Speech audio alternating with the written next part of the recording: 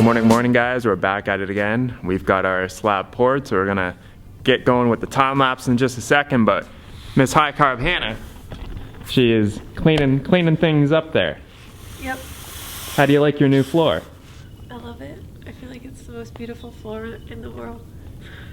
This isn't a clickbait title or a thumbnail or anything like that. This is legit. This is how she works. Yeah, I mean, it's hot out here. It's like 50 degrees. Arizona morning.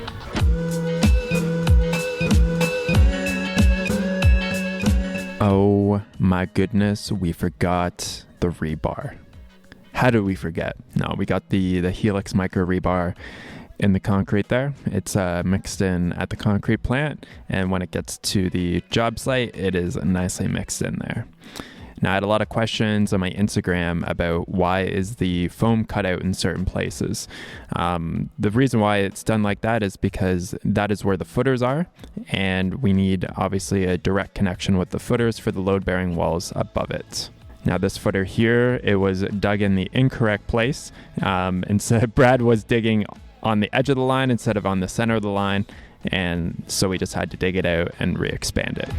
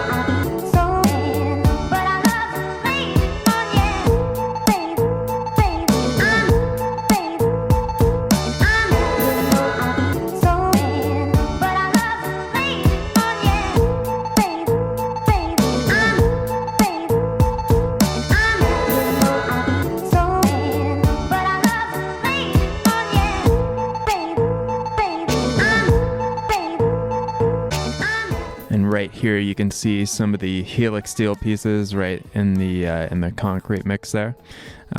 For a slab like this, you don't need as much of the Helix in there as we did for the walls, so you can just modify the dosage of it for the purpose and the strength that is required from it.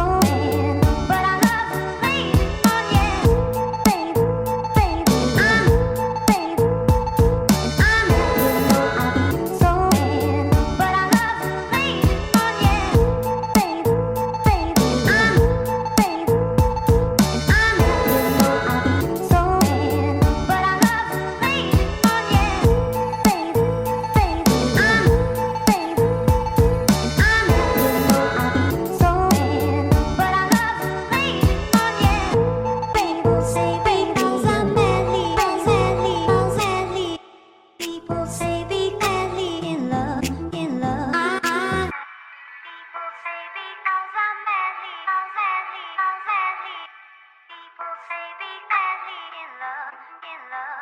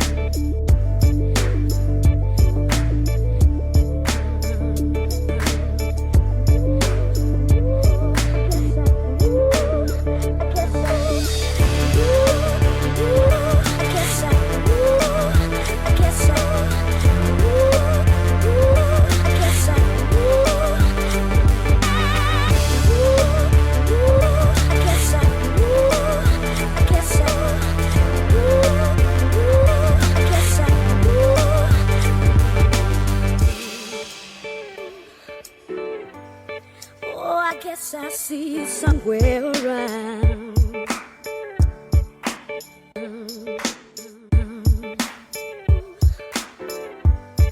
Oh, I guess I see you somewhere around.